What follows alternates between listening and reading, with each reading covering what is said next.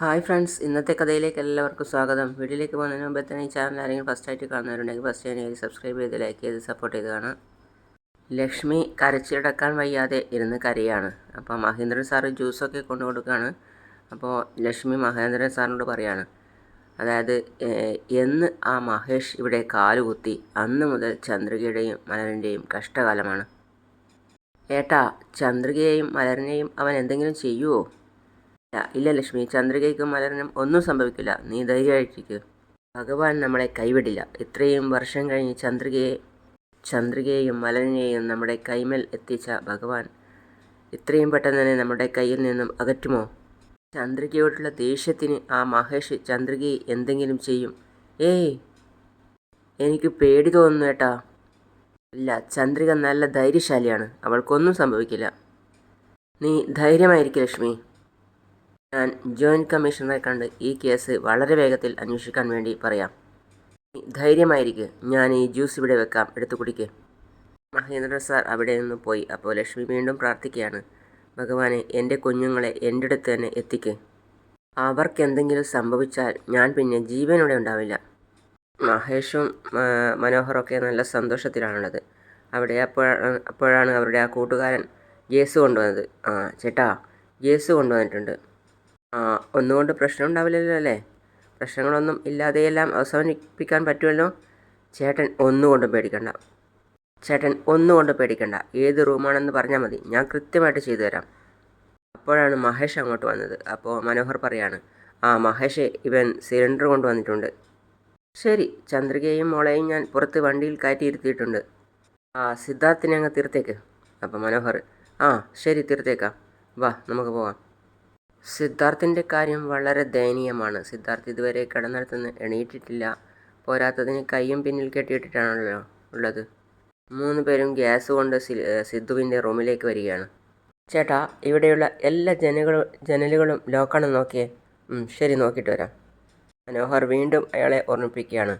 അനിയ, മിസ്സാവരുത്, കറക്റ്റായിട്ട് ചെയ്യണം. ഓക്കെ അല്ലേ? ശരി, ഓക്കെയാണ്. ഞാൻ ഗ്യാസ് തുറന്നു വിടാൻ പോകുക. നിങ്ങൾ 2 പേരും പുറത്തേക്കിറങ്ങിയെന്നോ? ശരി. സൂക്ഷിച്ച് എല്ലാം കൃത്യമായിട്ട് ചെയ്തു കൊള്ളണേ. ഓക്കെ. 2 പേരും ഇറങ്ങി പുറത്ത് നിന്നു. അപ്പോൾ മറ്റവൻ ആ ഗ്യാസ് തുറന്നിടാൻ വേണ്ടി മുഖത്ത് ടവലൊക്കെ കിട്ടുകയാണ്. സിദ്ധുവിനെ മുറിയിൽ പൂട്ടിയിട്ട് ബാക്കി എല്ലാവരും പുറത്തേക്കിറങ്ങി ലോക്ക് ചെയ്യാണ്. ചേട്ടാ, 1/2 മണിക്കൂറിനകം അവൻ്റെ കഥ കഴിയും. അപ്പം മഹേഷ് പറയാണ്, മനോഹർ ഏട്ടാ, എന്നാൽ ഞാൻ പോട്ടെ. എന്നാൽ ശരി മഹേഷേ, നീ ഇറങ്ങിക്കോ, ഞങ്ങൾ പോവാം. ഞാൻ പറഞ്ഞ സ്ഥലത്ത് പോയി വെയിറ്റ് ചെയ്യണം. കൃത്യം 7 മണിക്ക് ബോട്ട് വരും. ശരി, ഞാൻ ഇറങ്ങുന്നു. നോക്ക് മഹേഷേ, ശ്രീലങ്കയിൽ എത്തിയ ഉടൻ എന്നെ വിളിക്കണം. ശരി, ഞാൻ വിളിക്കാം. മഹേഷ് വണ്ടിയിൽ കയറിയിരുന്നിട്ട് പറയാണ്, ദേ നോക്ക്, നമ്മൾ ശ്രീലങ്കയിൽ എത്തുന്നതുവരെ 2 പേരും വാ തുറന്നേക്കരുത്. പോകുന്ന വഴിക്ക് എന്തെങ്കിലും പ്രശ്നം ഉണ്ടാക്കിയാൽ ഒരു ഫോൺ കോൾ, അത് മതിയാവും. സിദ്ധാർത്ഥിനെ പിന്നെ കൊന്നുകളയും. അത് കേട്ട് ചന്ദ്രിക പറയാണ്, ഞങ്ങളൊരു പ്രശ്നം ഉണ്ടാക്കില്ല. ദയവ് ചെയ്ത് സിദ്ധാർത്ഥ് സാറിനെ ഉപദ്രവിക്കരുത്. അത് കേട്ട് മഹേഷ് ഒന്ന് തറപ്പിച്ച് നോക്കുകയാണ് ചന്ദ്രികയെ. പിന്നെ കാണിക്കുന്നത് മഹേഷ് ചന്ദ്രികയെയും മലരനെയും കൊണ്ട് പോവുകയാണ്. പിന്നെ മഹേന്ദ്രൻ സാറ് ഒരു ഭാഗത്ത് വിഷമത്തോടെ ഇരിക്കുകയാണ്. പിന്നെ പോലീസും വണ്ടിയുമായിട്ട് പോവുകയാണ്. ചന്ദ്രികയും മലരും എന്ത് ചെയ്യണം എന്നറിയാതെ വിഷമത്തോടെ ഇരിക്കുകയാണ് വണ്ടിയിൽ. പിന്നെ പോലീസ് മഹേന്ദ്രൻ സാറിനെ വിളിക്കുകയാണ്. സാർ, പറയൂ സാർ. സിദ്ധാർത്ഥിൻ്റെ മൊബൈൽ ഫോൺ അവസാനം സ്വിച്ച് ഓഫ് ആയ ലൊക്കേഷൻ ഞങ്ങൾക്ക് കിട്ടിയിട്ടുണ്ട്. ആ ഏരിയയിൽ തന്നെയാവണം സിദ്ധാർത്ഥിനെ ആരെങ്കിലും കടത്തിയത് എന്ന് തോന്നുന്നു. പോലീസ് ഫോഴ്സുമായി ഞങ്ങൾ അങ്ങോട്ടേക്കാണ് പോകുന്നത്. ലൊക്കേഷൻ ഞാൻ നിങ്ങൾക്ക് ഷെയർ ചെയ്യാം. നിങ്ങളും ഉടനെ അങ്ങോട്ട് വന്നോളൂ. ഞാൻ ഉടനെ അങ്ങോട്ട് വരാം സാർ. ഓക്കെ. മഹേന്ദ്രൻ സാർ പിന്നെ ഒന്നും ചിന്തിച്ചില്ല, പെട്ടെന്ന് തന്നെ വണ്ടിയെടുത്ത് പോവാണ്. ഗ്യാസ് തുറന്നിട്ടിട്ടാണല്ലോ ഉള്ളത്. അപ്പോൾ സിദ്ധുവിന് പെട്ടെന്നൊരു ശ്വാസം മുട്ടൽ പോലെ വന്ന് എഴുന്നേൽക്കാണ്. ഗ്യാസ് മുറിയിലൊട്ടാകെ സ്പ്രെഡ് ചെയ്യാൻ തുടങ്ങി. ആ സമയത്ത് സിദ്ധു ശ്വാസം മുട്ടലോടെ എഴുന്നേൽക്കാണ്. എന്നിട്ട് വിളിക്കുന്ന ചന്ദ്രികയെന്ന്. സിദ്ധു കഷ്ടപ്പെട്ട് എണീറ്റ് ഗ്യാസ് എന്തെങ്കിലും ചെയ്യാൻ പറ്റുമോ എന്ന് നോക്കുകയാണ്. പക്ഷേ തറയിലേക്ക് തട്ടിയിടുക അല്ലാതെ വേറെ ഒന്നും ചെയ്യാൻ പറ്റിയില്ല. അതിനുശേഷം സിദ്ധുവും തറയിൽ തന്നെ വീഴാണ്. മഹേന്ദ്ര സാറും പോലീസുകാരും ഒക്കെ അങ്ങോട്ടേക്കാണ്, സിദ്ധുവിൻ്റെ അടുത്തേക്കാണ് പോകുന്നത്. ലൊക്കേഷൻ വെച്ച് ആ ഒരു ഏരിയയിലാണ് പോലീസുകാരൊക്കെ എത്തിയിട്ടുള്ളത്. അപ്പോൾ ഓരോ പോലീസിനും ഓരോ നിർദ്ദേശം കൊടുക്കുകയാണ്, അങ്ങോട്ട് നോക്ക്, ഇങ്ങോട്ട് നോക്ക് എന്നൊക്കെ പറഞ്ഞ്. മലരും ചന്ദ്രികയും എന്ത് ചെയ്യണം എന്നറിയാതെ വണ്ടി ശ്വാസം മുട്ടി നിൽക്കുകയാണ്. അപ്പോൾ മഹേഷ് പെട്ടെന്ന് പുറകുവശത്ത് തിരിഞ്ഞു നോക്കിയിട്ട് പറയാണ് മനസ്സിൽ, ഈ സമയത്ത് നിൻ്റെ സിദ്ധാർത്ഥ ഉണ്ടല്ലോ ശ്വാസം കിട്ടാതെ പെടഞ്ഞ് പെടഞ്ഞ് ചാവും. ഇനി നിനക്ക് അവനെ ഒരിക്കലും കാണാൻ കഴിയില്ലടി. മലർ ഇടയ്ക്കിടയ്ക്ക് കരയാണ്. അപ്പോൾ മഹേഷ് പറയാണ്, മലർ വാ ഫ്രണ്ടിലിരിക്ക്, അച്ഛൻ്റെ അടുത്തിരിക്ക്. മലർ ചന്ദ്രികയോട് ചോദിക്കുകയാണ്, അമ്മേ നമ്മൾ എവിടേക്കാണ് അമ്മേ പോകുന്നത്? മോളെ നമ്മൾ നാട്ടിലേക്ക് പോവാ.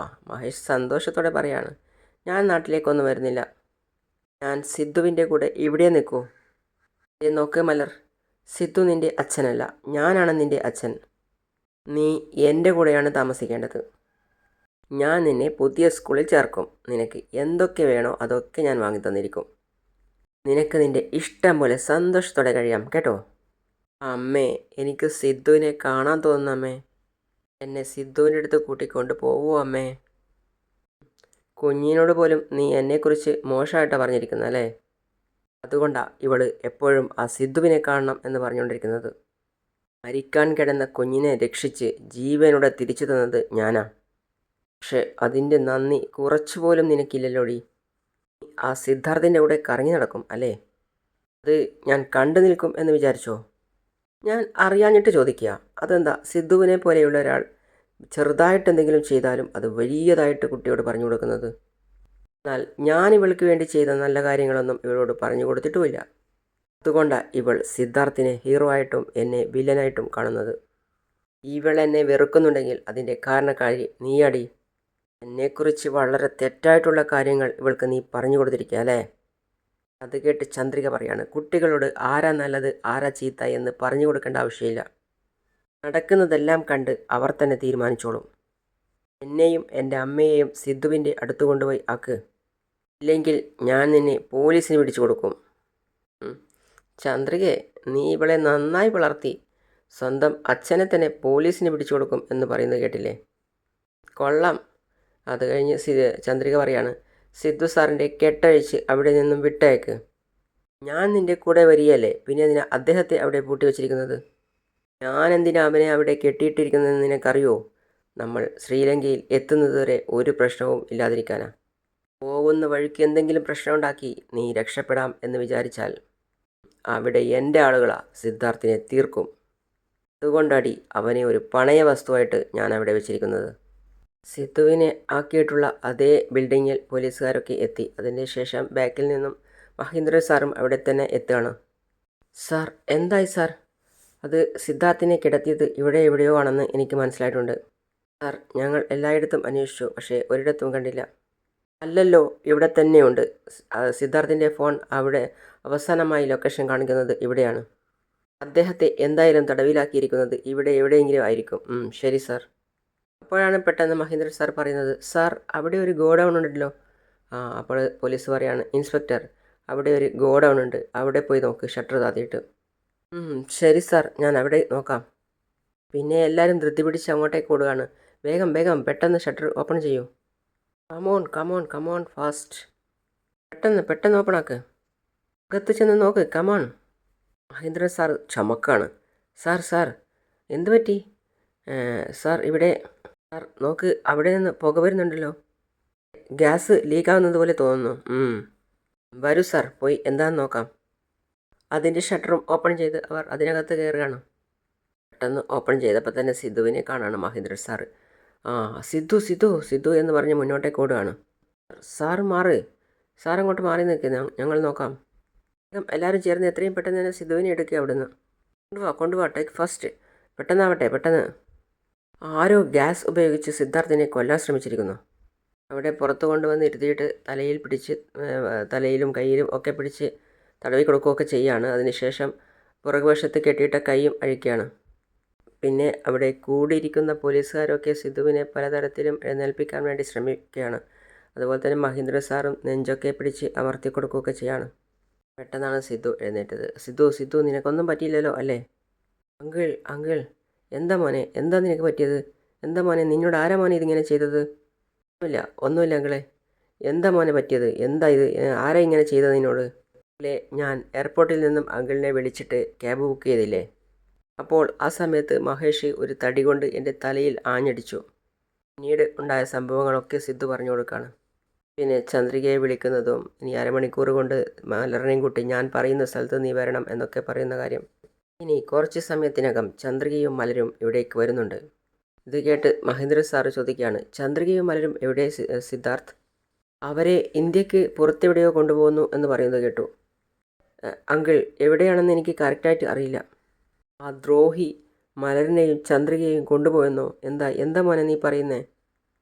അങ്കിൾ വിഷമിക്കാതെ. സാർ, മലരിനെയും ചന്ദ്രികയെയും എങ്ങനെയെങ്കിലും രക്ഷിക്കണം സാർ. മഹേന്ദ്ര സാർ പറയാണ്. സാർ പ്ലീസ് സാർ, രക്ഷിക്കണം സാർ അവരെ. ഇനി ഒന്നുകൊണ്ടും പേടിക്കണ്ട. മഹേഷിൻ്റെ ഫോൺ നമ്പർ ഉണ്ടെങ്കിൽ അതുപയോഗിച്ച് അവൻ എവിടെയുണ്ടെന്ന് ട്രേസ് ചെയ്യാൻ പറ്റും. എത്രയും പെട്ടെന്ന് തന്നെ മഹേഷിൻ്റെ കയ്യിൽ നിന്ന് ചന്ദ്രികയും മലരിനെയും രക്ഷിക്കാൻ പറ്റുമോ? എത്രയും വേഗം തന്നെ ഞങ്ങൾ അത് ചെയ്യാം. എന്നാൽ നിങ്ങൾ രണ്ടുപേരും വീട്ടിലേക്ക് പോയിക്കോളൂ. ഞങ്ങൾ അവരെ എങ്ങനെയെങ്കിലും കണ്ടുപിടിച്ചിട്ട് കൊണ്ടുവരാം. ശരി, വാ പോകാം സാർ എന്ന് പറഞ്ഞ് പോലീസുകാരൊക്കെ അവിടെ നിന്ന് പോയി. മഹേഷാണെങ്കിൽ ചന്ദ്രികയെയും മലരിനെയും കൊണ്ട് പോവാണ്. മഹേഷ് ചന്ദ്രികയെയും മലരിനെയും കൊണ്ടുപോയി ബോട്ടിലേക്ക് കയറ്റാനുള്ള പ്ലാനാണ്. അങ്ങനെയാണ് ഇന്നത്തെ ഭാഗം അവസാനിക്കുന്നത്. അപ്പോൾ അടുത്ത ഭാഗം കാണിക്കുന്നത് മഹേഷ് ചന്ദ്രികയെയും മലരിനെയും കൂട്ടി ബോട്ടിലേക്ക് കയറ്റുകയാണ്. ബോട്ട് അവിടെ നിന്നും നീങ്ങി തുടങ്ങി.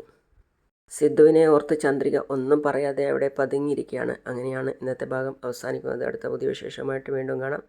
അതുവരെ ഈ ചാനൽ ആരും സബ്സ്ക്രൈബ് ചെയ്യാതെ കാണുന്നവരുണ്ടെങ്കിൽ എത്രയും പെട്ടെന്ന് തന്നെ സബ്സ്ക്രൈബ് ചെയ്ത് ലൈക്ക് ചെയ്ത് സപ്പോർട്ട് ചെയ്ത് കാണാം. വീഡിയോ മൂവ് ചെയ്യാൻ നല്ല പ്രയാസമാണ്. അതുകൊണ്ട് എല്ലാവരും കാണുന്ന സമയത്ത് ലൈക്ക് ചെയ്യുക. കമൻറ്റ് ഫീഡ്ബാക്ക് എന്താണെങ്കിലും അതും അറിയിക്കാം. അപ്പോൾ അടുത്ത പുതിയ വിശേഷമായിട്ട് വീണ്ടും കാണാം. അതുവരേക്കും സീ യു ഓൾ.